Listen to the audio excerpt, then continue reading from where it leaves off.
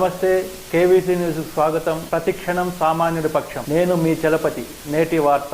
52,700 కోట్లకు చంద్రబాబు నాయుడు గారు ఇప్పుడు చెప్పిన ఈ 6 హామీలు ఇవి కూడా యాడ్ చేస్తే, ఈ స్లైడ్ 14 చూపించాం, 14 ఈ 6 కూడా యాడ్ చేస్తే ఏమన్నాడు? మహాశక్తి అంట. 18 ఏళ్ళు నిండిన ప్రతి మహిళకు నెలకు 1500 అంటే ఏడాదికి 18 ఏళ్ళు నిండిన ఎంతమంది ఉన్నారని అంటే మన ఓటర్స్ జాబితా చూస్తే తెలుస్తుంది అధ్యక్ష. మన ఓటర్ల లిస్టు చూస్తే ఎంతమంది మహిళలు ఉన్నారు, 18 ఏళ్ళు నిండిన వాళ్ళంతా మొత్తం ఓటర్స్ లిస్టులో ఉంది. వాటికి మనము 2,10 లక్షలు ఉంటే మనం వాటికి 2 కోట్లు చూపిస్తున్నాం, కొంచెం వాటికి తగ్గించినాం. అట్లా వేసుకున్నా కానీ 36,000 కోట్లు ఈ మహాశక్తికి.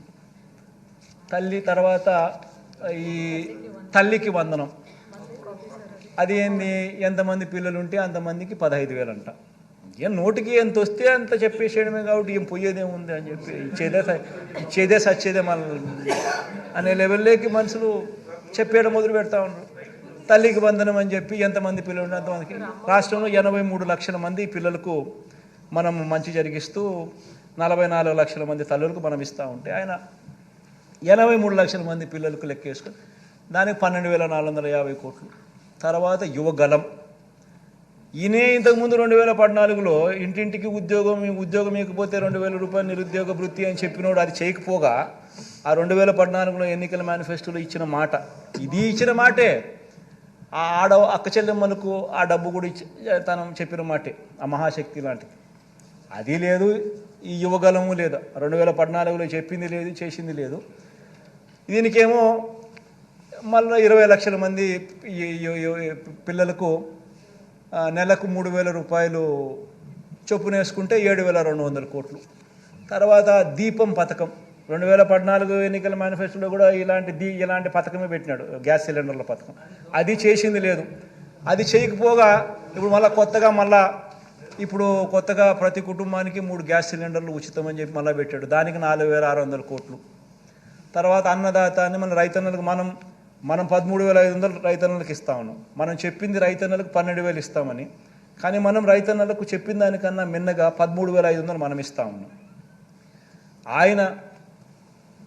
ఆయన రైతులకు రుణమాఫీ చేస్తాను అని చెప్పి మొత్తం 5 ఏళ్ళకు కలిపి 87,612 కోట్ల రూపాయలు ఎగరగొట్టి ఆ 5 సంవత్సరాలు కలిపి ఆయన 15,000 కోట్లు ఇస్తే, మనం ఇప్పటికే ఈ ఒక్క పథకానికే దాదాపుగా 30,000 కోట్ల పైచిలుకు 33,000 కోట్లు మనము ఈ రైతు భరోసా కింద మనం ఇప్పటికే ఇచ్చేసాం రైతులకు. అలాంటి పథకానికి కూడా మళ్ళా అప్పుడు 13,500 ఇవ్వడానికే రైతులకు మనసు రాలే. ఇప్పుడు దానికి పోయేదేముందిలే అని చెప్పి 20,000 అంటున్నాడు. దానికి ఇంకొక 10,000 కోట్లు, 11,000 కోట్లు, అంతా కలిపితే 73,000 కోట్లు. ఈ 73,000 కోట్లకు నేను ఇంతకుముందు చెప్పినా కదా, టచ్ చేయలేని సబ్జెక్టులు ఉన్నాయని చెప్పి, పెన్షన్లు కానీ, ఉచిత విద్యుత్ కానీ, పేదలకు అందే బియ్యం కానీ, పీడిఎస్ బియ్యం కానీ, ఆరోగ్యశ్రీ కానీ, పూర్తి ఫీజు రీఎంబర్స్మెంట్ కానీ, వసతి దీవెన కానీ, సంపూర్ణ పోషణం కానీ, గోరుముద్ద కానీ, ఈ 8 పథకాలు నేను ఏదైతే చెప్పినా టచ్ చేయాలనుకున్నా కూడా ఎవడు చేయలేని సబ్జెక్ట్ అని చెప్పినా కదా, ఆ 52,700, ఈ 73,440 కోట్లకి 52,750 కోట్లు కలిపితే 1,26,140 కోట్లు సంవత్సరానికి.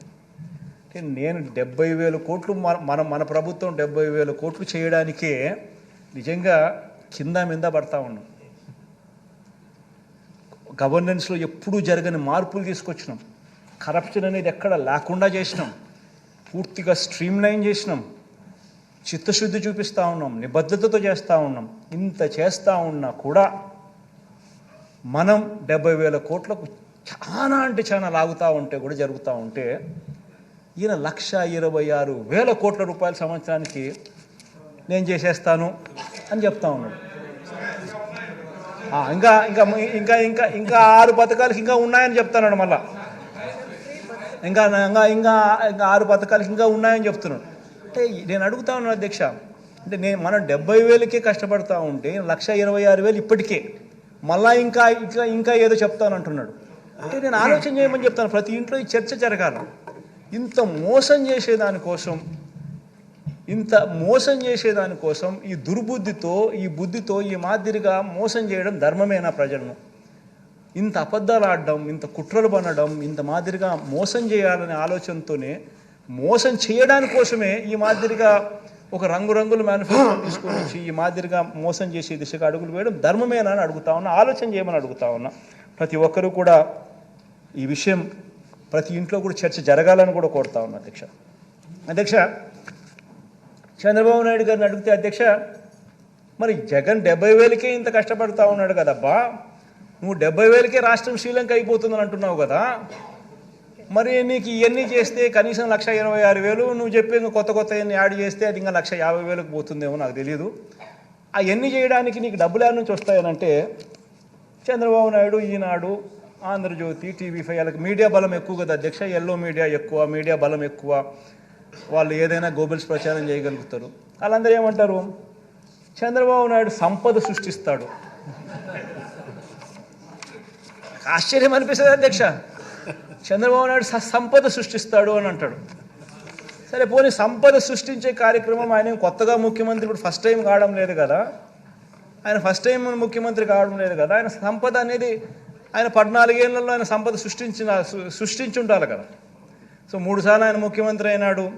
సో 3 సార్లు ఆయన ముఖ్యమంత్రి గతంలో పనిచేసినప్పుడు ఆ గత ట్రాక్ రికార్డులో ఏ మేరకు ఆయన సంపద సృష్టించినాడు అని కూడా ఒకసారి చూస్తాం అధ్యక్ష. ఎందుకంటే ప్రజలందరికీ కూడా ఈ సభ ద్వారా ప్రజలందరూ కూడా ఇదంతా కూడా చూడాలి. ఇంతటితో నేటి వార్త సమాప్తం. మరిన్ని వార్తా విశేషాలతో మీ ముందుకు వస్తుంది KV's news. Until then signing off మీ KV చలపతి.